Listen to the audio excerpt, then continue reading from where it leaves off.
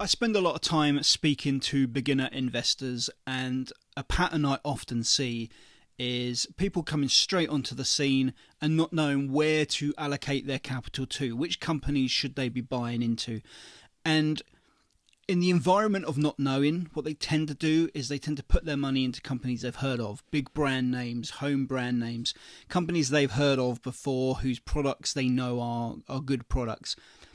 The problem is this doesn't make them a good investment. This show is all about looking at the financials behind these companies and identifying, are they a good long-term investment or not? Today we're going to take a look at Vodafone PLC.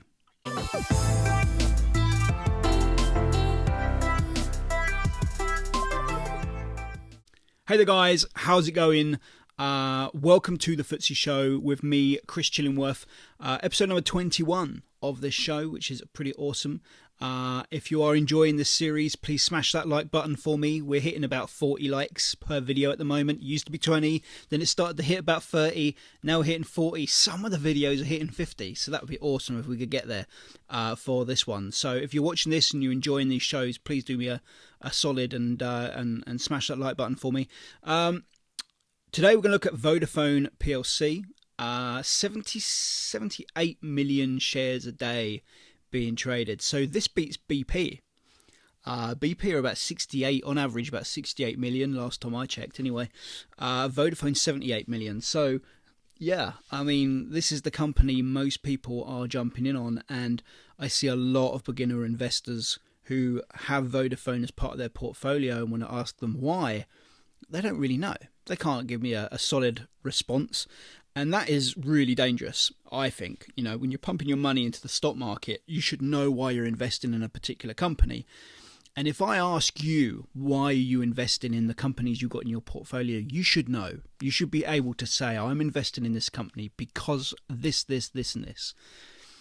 If your response is because I've heard of them, or because I thought they were a good company, that's not, I mean, it's going to cost you money, basically. So this show is all about ripping apart those financials and showing you guys really what's going on underneath the hood, and give you some insight into what makes them good investments, long-term investments, and what makes them bad long-term investments. Now, Vodafone are, as you're going to see, they're struggling.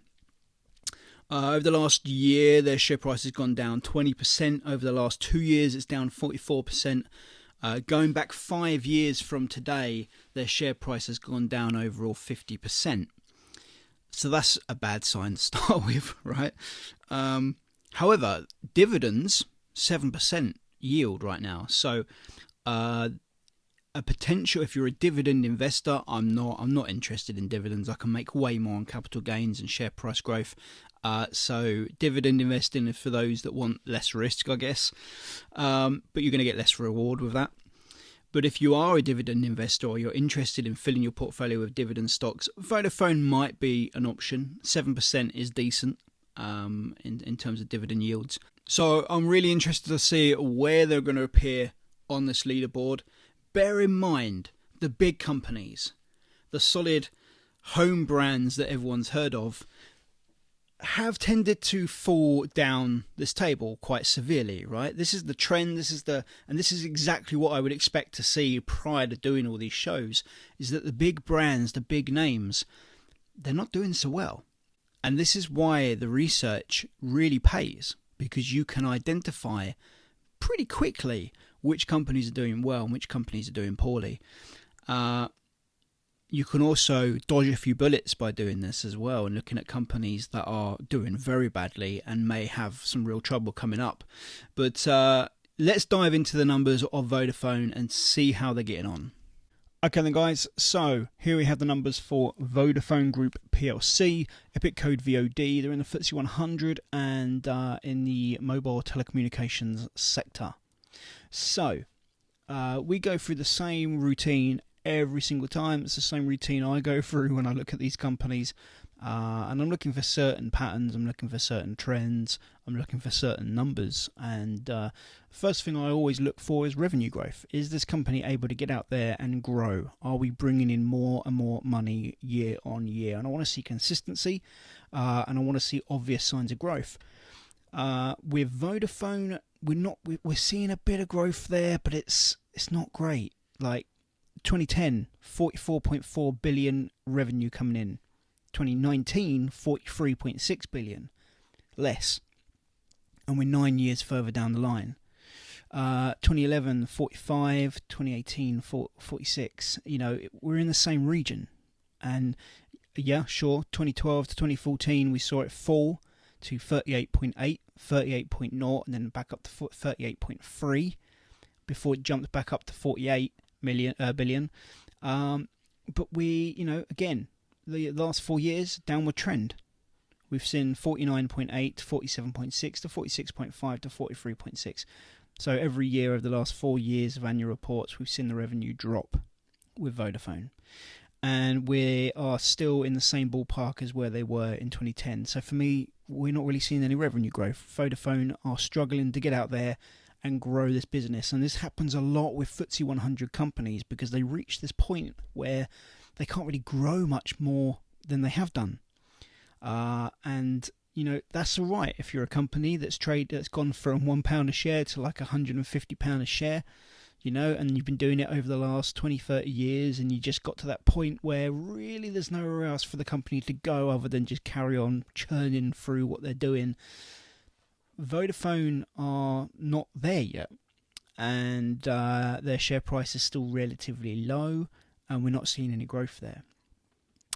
And these are not, straight away, this is not the hallmark of a company that you would invest in for share price growth. If you're hoping to buy a company for £5 a share and it'd be worth £50 a share in 10, 20 years' time, this doesn't look like the sort of company that's going to get there because they haven't got the revenue growth. They're not growing as a business.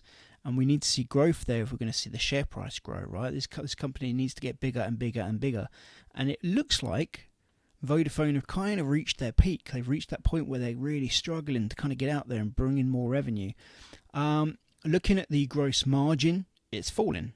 It's pretty obvious, right? The slice of the pie that they're keeping is going down, in so much that we're seeing 38.3% was the margin, was the slice of the pie that they were keeping before further deductions. Back in 2008, 38.8%.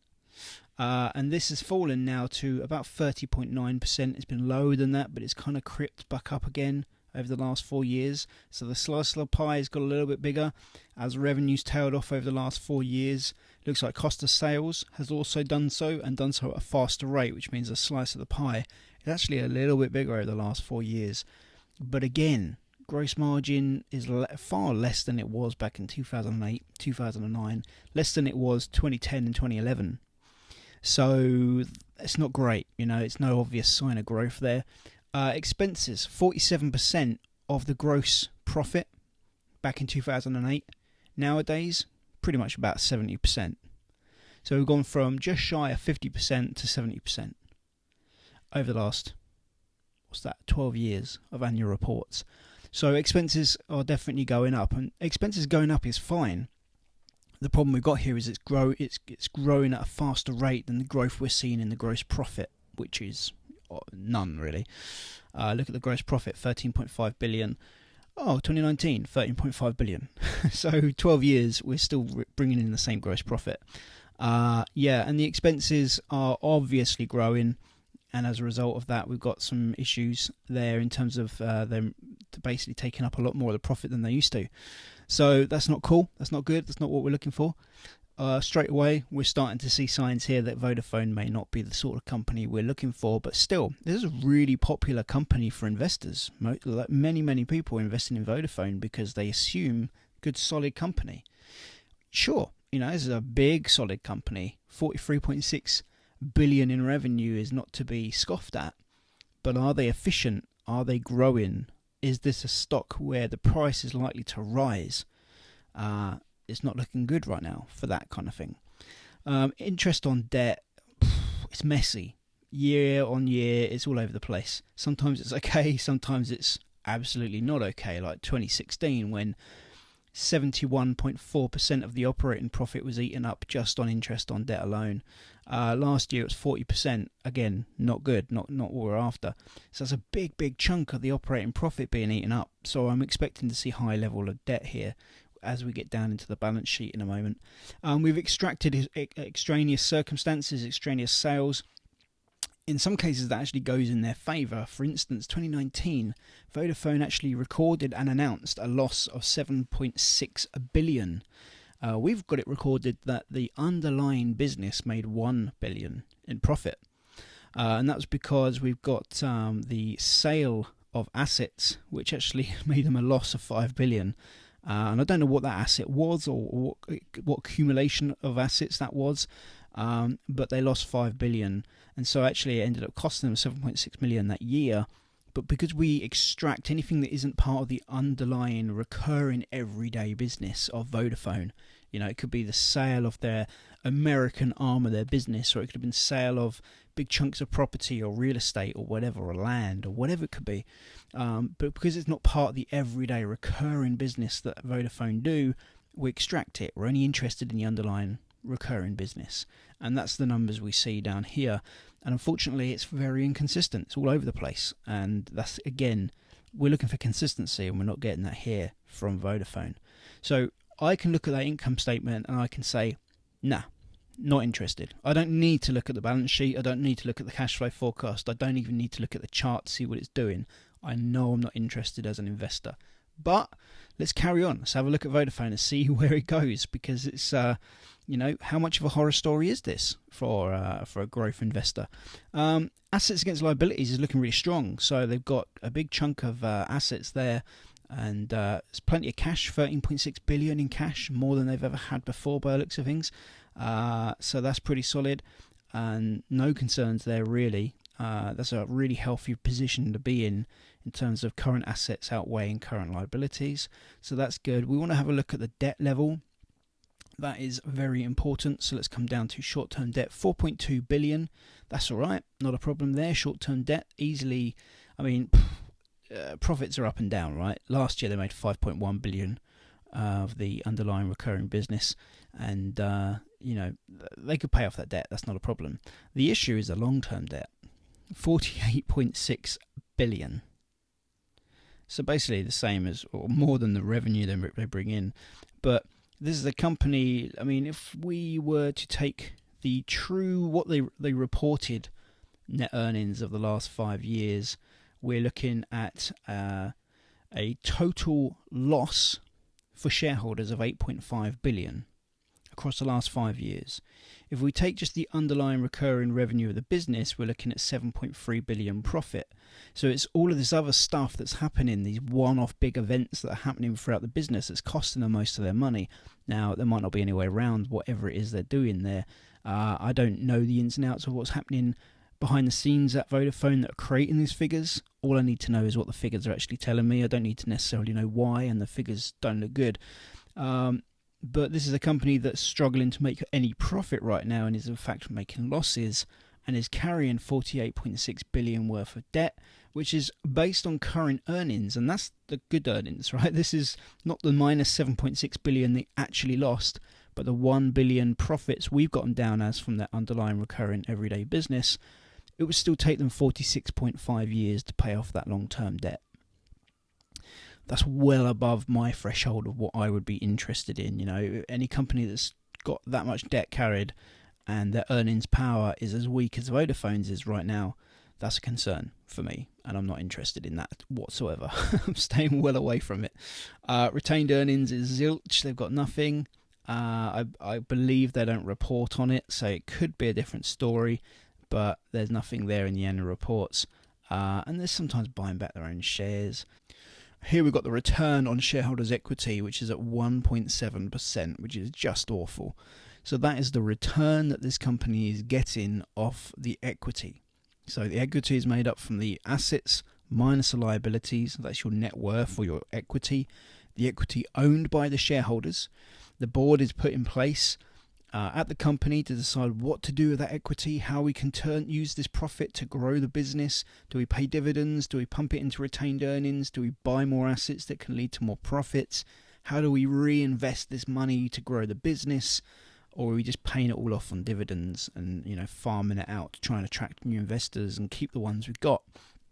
If that's their tactic, that's something, again, I'm not interested in. But the return that they're getting off that level of equity, which stands at 63.4 billion in shareholder equity, is 1.7%. It's just it's a ratio, it's an indicator that tells us that they're not doing a very good job of reinvesting their profits for further growth, and we've seen that across the numbers, haven't we? Let's take a look at the chart then. So look, when people message me and they say to me, Chris, I'm looking at Vodafone, they're trading at just above £1 a share right now, is this a steal? My answer to them is absolutely not. There are some companies where there are solid businesses doing very, very well financially, in a very strong position. They're growing, they're doing the right thing with their profits, they're reinvesting those profits for future growth, and they're evidencing that in their actions and where they're actually pumping their money into. We can see it all happening in the numbers, and their share price has been hit by an external force. That could be, an outside event that's nothing to do with the performance of the business as such. It's just the whole market is down, something that we're seeing right now. In those situations, there are certain companies that are doing very, very well, but their share price right now is cheap. And yes, those are fantastic opportunities, because you can invest in and buy a slice of some very strong businesses that are still very strong businesses, but at much cheaper prices. There are also some companies that are down at £1 a share because they deserve to be, because they are not strong businesses. Listen, Vodafone are turning over a huge amount of money, but they're running at essentially a loss, and they've seen the revenue fall 4 years in a row. The debt level is very, very high, which is concerning for a company that over the last 5 years has made an accumulated minus 8.8 billion or whatever it was for their shareholders.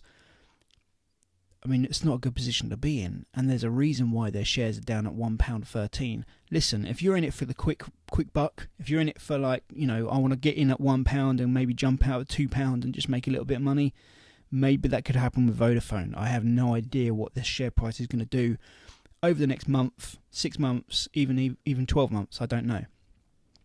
What I can foresee from these numbers, what these numbers do tell me, is that long term, we're talking 5, 10, 20 years, Vodafone are not showing the patterns, the consistency, the trends, or the underlying financial strength in terms of their efficiency, in terms of their profit margins, to suggest to me that they're going to be anywhere higher than where they are now in 20 years' time. And I mean, we were looking at them at 2008. They were trading at £1.90 a share then. Prior to the crash in 2020, they were at £1.60. So if you've held this company for the last 12 years, you're down. That's not a company I'm interested in.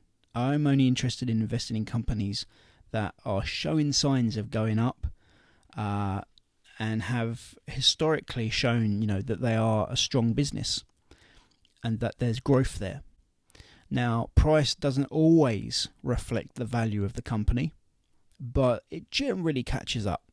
If the underlying performance of a business is doing well and it's growing and it's showing all the hallmarks of a growth company that is growing, that is strong, that is reinvesting in its own future, reinvesting its profits back into the business to grow that business, then the price generally catches up. It generally follows suit, and you'll see the price rising with that. And we've seen that with many of the stocks that we picked for the portfolio that I run. We've seen that with some of the companies we've looked at on this show. Taylor Wimpey, Diageo have very, very strong charts because they're doing everything right behind the scenes. They're doing everything right financially. Vodafone are not, and they're not running at an efficient rate, and as a result of that we tend to see charts like this where they're actually down lower than they were 12 years ago, even before the crash of 2020 happened. And right now, they're down to £1.13 a share. If you've been holding them since 2008, you'd be very disappointed right now. And they've never really gone above £2.50 a share. This is a company that's just not growing. And it's certainly not going to be at £10 a share in 10, 20 years' time. I'm almost certain of that, unless there was some major underlying shift in the way this company did business. An entirely different business model. A complete rethink. But it would take something as dramatic as that to really change this business. Ultimately, this is not a sort of company that I would be looking to invest in with the view of this, reaching £10 a share in 10 years' time. I don't see it happening. So with that, let's go over to the leaderboard and see how they fared against all the others. Okay, so Vodafone not looking that pretty, to be fair. Not the sort of company that I'd want to be investing in. There are so many better companies to be pumping your money in. We've seen some of them already on this show. There are far more out there that we will slowly get through. I mean, doing 2 shows a week now is what we're trying to aim for. There's 1,400 odd companies out there to analyse. We've got 52 weeks a year. So we're only going to be able to scratch the surface on this show. Maybe one day we'll get to a point where we can somehow churn through more. That's certainly not where we're at right now. And so what I'm doing is I'm picking the companies I think people are going to have the most interested in finding out about. Unfortunately, that often means that we're picking companies that people are interested in but aren't necessarily great investments. And I think hopefully that's starting to come through now on this show, that these companies aren't necessarily the best place to be pumping your money into. With that said, we are going to be visiting some companies over the next few weeks that I think are solid investments. We're going to look at the numbers together and we're going to find out why. Vodafone are not one of those companies. And yes, big company, big revenues coming in, but not getting the results that we would be interested in seeing, to therefore be an investment for us, a long-term investment. So, with that said, let's have a look at the scores. I've got the red pen out. That always means trouble, and it certainly is in this case. Vodafone PLC, unfortunately, score a rather miserable minus 77 points. So this is the same algorithm, the same scoring system that I use on all of these companies. We are uniform against all of these companies. We're testing them in all of the same ways. They are punished score-wise in terms of displaying the wrong behaviours, having the wrong trends in the wrong direction, that sort of thing. We place a lot of weight on certain indicators that are more important to me in terms of growth stocks. And again, if these companies show the opposite of that, they get hit harder as well. Vodafone, clearly not the company that we should be looking to invest in if you're looking for long-term growth. And unfortunately, this puts them 19th place on this leaderboard out of 22, 21. So, yeah, not so good, Vodafone. So let's get them up on the board. So down there with the likes of Centrica, BP, Tesco, Royal Mail, the AA, Rolls-Royce. I mean, these are big companies, aren't they? That we see, that people are always talking about in the investment groups that I follow on Facebook. Those are the companies everyone's talking about. Now, some of them may be dividend investors. Fine. But if you are looking to invest for the long term and you're picking companies like that, you're going to struggle, basically. And it shows me that you are not running the correct analysis on these companies. You're not looking for the right numbers, because these are companies that are just not going to go anywhere. And certainly over the next 5, 10, 20 years, you're not going to be in a much better position than you are today, which would be tragic and a real shame, and that's why I do this show. So I hope it's been useful. If it has, please hit that like button for me. If you haven't subscribed yet, please do. But thank you for your support. Thank you for all the awesome comments that I get and emails that I get from people that watch this show. It really is very much appreciated. And yeah, I'll see you guys next week. Cheers.